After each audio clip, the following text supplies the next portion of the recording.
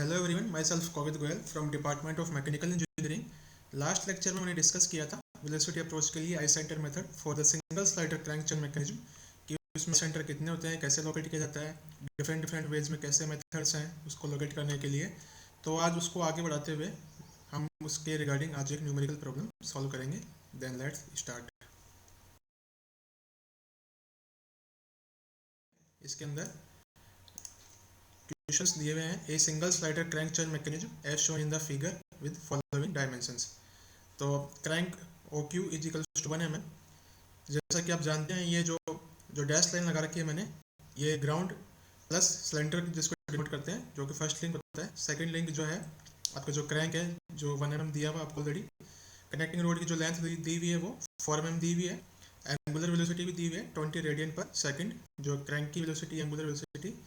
और जो एंगल दिया हुआ है, angle P O Q 45 degree. जो ये एंगल है ये वाला, ये कितना दिया हुआ है 45 डिग्री।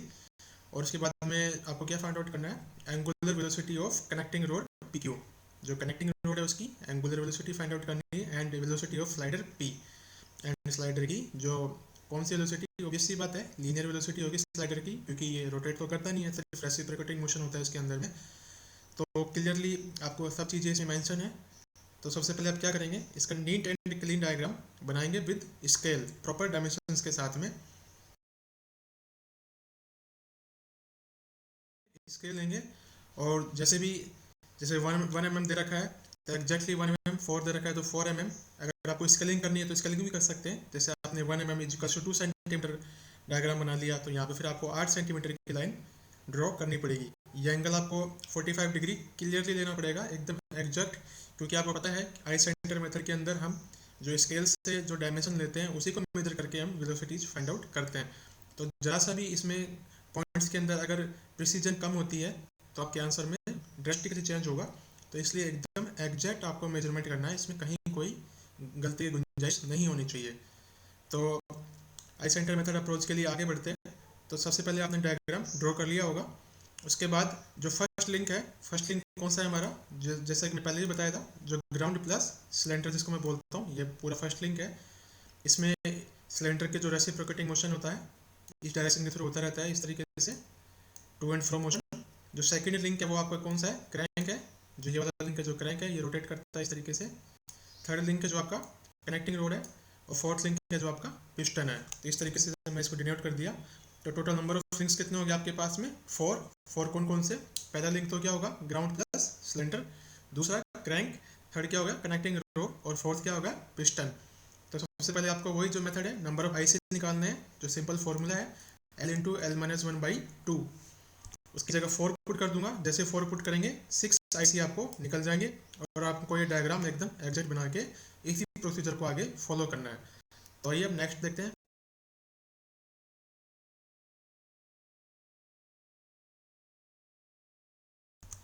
लोकेटिंग IC इन ए सिंगल स्लाइडर क्रैंक चेन। जैसा कि हम जानते हैं जो फर्स्ट लिंक है वो सिलेंडर प्लस ग्राउंड होगा, दूसरा क्रैंक, थर्ड जो होगा कनेक्टिंग रोड, और फोर्थ होगा पिस्टन। और जो पिस्टन का मूवमेंट है वो सिलेंडर के अंदर रेसिप्रोकेटिंग मोशन होता है, टू एंड फ्रो मोशन होता है। तो आइए इसको लोकेट करते हैं। तो सबसे पहले आप यहाँ पे इस पॉइंट पे आ जाइए, जो ये पॉइंट है, जो ये जो फर्स्ट लिंक है और 2 के बीच में जो बना हुआ है, जो क्रैंक जो रिवॉल्व कर रही है। तो क्रैंक रिवॉल्व कर रही है, तो जो क्रैंक जुड़ी हुई है वो फिक्स लिंक के थ्रू जुड़ी हुई है, रोटेटिंग मोशन हुआ है। तो इन दोनों के जो बीच में आई सेंटर होगा I12, जिसको हम क्लियरली डिनोट कर सकते हैं एज ए टर्निंग जॉइंट और पिन जॉइंट के रूप में। तो ये आपका I12 हमने डिनोट कर दिया। ऐसे ही क्रैंक और कनेक्टिंग रोड के बीच में जो जॉइंट है वो भी पिन जॉइंट है, टर्निंग जॉइंट है, ये वाला जॉइंट। तो इसको भी हम सिंपली लिख सकते हैं I23 से, क्योंकि 2 और 3 लिंक के बीच में बना हुआ है। ऐसे ही जो 3 और 4 के जो कनेक्टिंग रोड जो पिस्टन जुड़े होते हैं उसको गजन पिन बोलते हैं। तो गजन पिन भी किससे जुड़ा हुआ है, ये भी एक पिन जॉइंट होती है। तो 3 और 4 के बीच में जॉइंट है, तो I34। दूसरा जो पिस्टन का मूवमेंट है वो सिलेंडर के अंदर किस तरीके से होता है, रेसिप्रोकेटिंग मोशन होता है। तो वहाँ एक जो जॉइंट बना हुआ है वो स्लाइडिंग जॉइंट या स्लाइडिंग पेयर है। तो उसके बीच में क्या होगा, I14 जो होगा आई सेंटर होगा, जिसको मैंने बताया था स्लाइडर पेयर के लिए जो आई सेंटर होता है वो हमको इन्फाइनाइट में फाइंड होता है। तो एक परपेंडिकुलर जो डैश लाइन है मैंने इसको डिनोट कर दिया उसको, और यहाँ पे मैंने I14 से नोटिस कर दिया है। तो ऐसे इन्फाइनाइट मैंने यहाँ पे लिख दिया है। तो इसको हम आगे पीछे शिफ्ट भी कर सकते हैं, राइट और लेफ्ट में, जैसे भी आपकी रिक्वायरमेंट होती है। तो जैसे मैंने इस साइड में I14 भी यहाँ भी नोट कर दिया है, सेम इन्फाइनाइट लिख दिया है। तो टोटल 4 आई सेंटर हम इसमें इजीली फाइंड आउट कर सकते हैं, उसमें कोई प्रॉब्लम नहीं होगी। कौन कौन से? I12, I23, I34 and I14। तो टोटल आई सेंटर कितने हैं इसमें?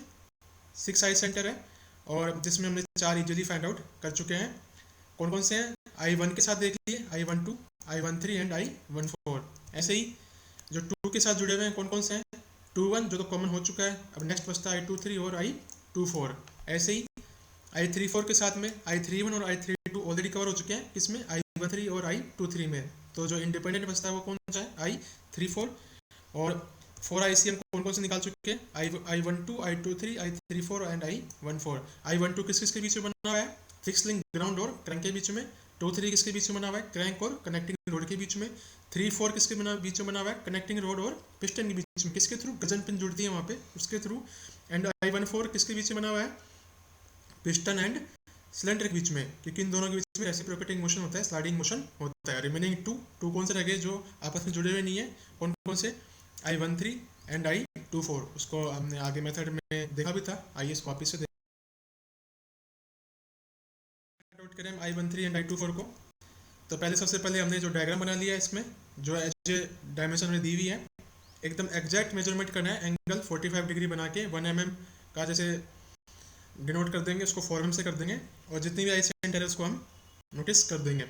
3 तो हमने पहले से निकाल चुके हैं, I12, I23, I34, और ये I14 की लाइन में जैसे मैंने ड्रॉ कर दिया है, पैरेलल लाइन, जैसा कि आप जानते हैं। उसके बाद में आगे मैं क्या करूँगा? वही लाइन एक्सटेंड करूँगा, और आपको I13 और I24 में कोई भी एक फाइंड आउट कर लिए, दोनों निकालने की जरूरत नहीं है। जैसे कि मैं I13 को फाइंड आउट कर लेता हूँ, और I24 को फाइंड आउट करने की कोई ज़रूरत नहीं है इसमें।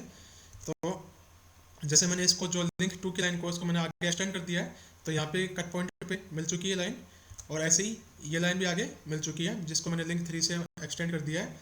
तो 2 कट पॉइंट आ चुके हैं आपके पास में, एक कट पॉइंट ये आ चुका है और एक कट पॉइंट ये आ चुका है। जैसा कि आप जानते ही हैं, एक I13 का कट पॉइंट होगा और एक I24 का कट पॉइंट होगा। तो मैं सिर्फ यहाँ पे I13 का निकालूंगा, क्योंकि एक से हमारा काम चल जाएगा। या आप I24 से निकाल के घर पे सोल्व भी कर सकते हैं। और इस चीज़ का ध्यान रखना, मेजरमेंट एकदम आपको प्रिसाइज लेना है, कहीं भी गलती नहीं होनी चाहिए किसी भी पॉइंट के अंदर, इसके मेजरमेंट के अंदर। तो देखिए I13 के थ्रू कैसे जा सकता हूँ, I12 और I23। देखिए ये I12 और ये I23, यहाँ से जा सकता हूँ। तो देखिए I12 कहाँ पे है? I12 ये रहा, I23। तो इस तरीके से एक तो ये लाइन होगी, तो यहाँ कहीं ना कहीं I13 मिलेगा। ऐसे ही I14 और I43, I14 ये रहा और I43 या 34 ये रहा, तो यहाँ पे कहीं ना कहीं आपको कट पॉइंट मिलेगा। तो ये जो ये पॉइंट हो गया वो कौन सा हो गया? I13। ठीक है, हमने इजीली फाइंड आउट कर लिया I13 को। ऐसे ही हम I24 भी फाइंड आउट कर चुके थे, उसके थ्रू भी हम डायमेंशन लेके हमारा आंसर निकाल सकते हैं, जो कि हमें पूछा गया है। तो आगे क्या करेंगे? स्केल लेंगे और इन दोनों की डायमेंशन आपस में मेजर करेंगे, किसके बीच में? I13 और I23 के बीच में। तो मैंने मेजर कर लिया, 5.6 mm आ गई है, और यहाँ पे I13 और I34 के बीच में जो डायमेंशन है वो 4.6 mm आ गई है। तो जो कि हमें आगे न्यूमेरिकल सोल्व करने में आगे काम आएगी। तो इस तरीके से हमने 6 सेंटर निकाल लिए हैं, और जो हमारे को डायमेंशन की ज़रूरत है, जैसे I13 के लिए आप फाइंड आउट कर रहे हैं, तो I13 के रिगार्डिंग जो भी डायमेंशन है उसका आप फाइंड आउट कर लीजिए। अगर आप I24 लेके कर रहे हैं तो उसके रिगार्डिंग जो भी डायमेंशन है उसके रिगार्डिंग आप फाइंड आउट कर लीजिए। घर पे आप एक बार प्रैक्टिस करोगे तो 2-3 बार एकदम प्रिसाइज रूप से काम करोगे तो इसमें कहीं कोई प्रॉब्लम नहीं आएगी। आंसर्स एकदम मैच करते हैं इसमें, बस ये है कि जो डायमेंशन है वो आपको एकदम एक्यूरेट। नेक्स्ट है सोल्यूशन ऑफ प्रॉब्लम। क्या गिवन हमें क्वेश्चन से clearly omega O Q equals to omega 2 equals to 20 radian पर सेकेंड। ये क्या है? जो क्रैंक जो रिवॉल्व कर रही है उसकी एंगुलर वेलोसिटी दे रखी है 20 रेडियन पर सेकेंड, और पूछा क्या है? कनेक्टिंग रोड की एंगुलर वेलोसिटी। कनेक्टिंग रोड क्या है? 3 लिंक है, और क्रैंक क्या है? 2 लिंक है। तो आपस में इनका कॉम्बिनेशन क्या होगा? एट 2 3। देखिए कैसे लिखते हैं इसको, ओमेगा 2 पुट कर दूंगा एक साइड में, ओमेगा 3 पुट कर दूंगा। दोनों का कॉमन आई सेंटर क्या है इनका? I23। तो दोनों तरफ मैं क्या पुट कर दूंगा? I23 यहाँ भी और I23 यहाँ भी। फिक्स लिंक क्या है? I1, क्योंकि उसके रिलेटिव लेते हैं हमेशा, तो I1 यहाँ और I1 यहाँ भी। 2 साइड में 2 पुट कर दूंगा और 3 साइड में 3 पुट कर दूंगा। निकालना क्या है? ओमेगा 3, ओमेगा 2 आपको ऑलरेडी दिया हुआ ही है, और I23 I12 ये बीच की डिस्टेंस हो जाएगी, जो और Q के बीच की डिस्टेंस होगी। और ऐसे ही I23 और I13 के बीच की डिस्टेंस हम निकाल चुके हैं ऑलरेडी। तो आइए फाइंड आउट करते हैं। Omega 2 dot O Q equals to omega 3 dot Q dot I13। तो omega 3 equals to omega dot O Q upon Q I13। ऐसे ओमेगा 3 इजिकल्स टू 20 गिवन है, ये डिस्टेंस 1 हमने निकाल रखी है और ये हमने फाइंड आउट करी थी बाद में स्केल से मेजर करके 5.6 से डिवाइड कर दिया, तो 3.57 रेडियन पर सेकंड। तो जो हमसे पूछा गया था angular velocity of the connecting road, तो हमने बहुत ही इजीली फाइंड आउट कर चुके हैं। बस इसमें एक चीज़ का ध्यान रखना है, जो डायमेंशंस लेते हैं हम स्केल से बहुत प्रिसाइज रूप से उसको मेजर करना है, कहीं भी गलती नहीं होनी चाहिए। और घर पे आप प्रैक्टिस कीजिए क्वेश्चन के 1 बार 2 बार 3 बार, और डिफरेंट तरीके से कीजिए। जैसे मैंने I13 से किया तो आप I24 से करके देखिए कि सेम आंसर आ रहा है नहीं आ रहा, क्योंकि इसमें कहीं प्रॉब्लम नहीं होगी कहीं भी, अगर आप एकदम मेजरमेंट प्रिसाइज रूप से लेंगे। नेक्स्ट हमसे पूछा है क्या, स्लाइडर की जो लीनियर वेलोसिटी है वो, ऑब्वियसली बात है स्लाइडर में एंगुलर वेलोसिटी तो होगी नहीं, क्योंकि टू एंड फ्रो मोशन करता है, स्लाइडिंग मोशन करता है, तो रोटेट तो करेगा नहीं, सिर्फ वो स्लाइडिंग मोशन करेगा। तो उसके लिए भी मैंने मेथड बताया था स्लाइडर वेलोसिटी के लिए। क्या सबसे पहले क्या करूँगा मैं, जो क्रैंक है इसकी जो लीनियर वेलोसिटी है जो वी क्यू, इस तरीके से एरो से फाइंड आउट हो जाएगी।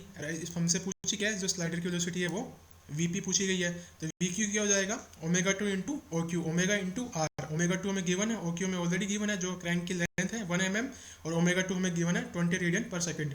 इसको मैं मल्टीप्लाई कर दूंगा तो क्या जाएगा 20 mm पर सेकंड।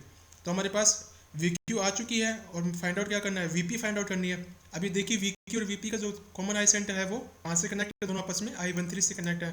तो by the rule of triangle clearly मैं कह सकता हूँ क्या, वीपी अपॉन ये बीच की डिस्टेंस क्या हो जाएगी I13 इंटू पी, और ऐसे ही वी क्यू अपॉन जो इसके बीच की डिस्टेंस है वो I13 डॉट क्यू, ये वाली डिस्टेंस बीच के आपस की इनकी डिस्टेंस हो जाएगी।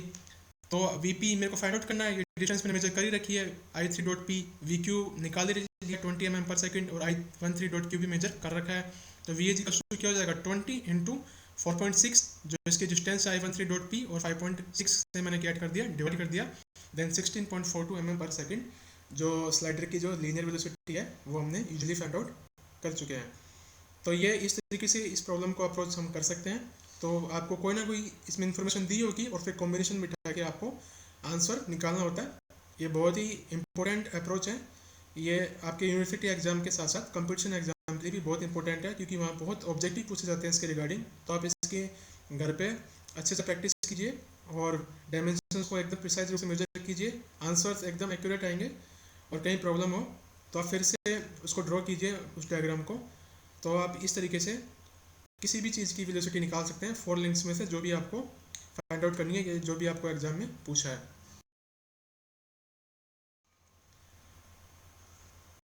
और आज के लेक्चर में आपको कहीं भी कोई डाउट हो तो आप कमेंट सेक्शन के थ्रू कवर कर सकते हैं। Thank you.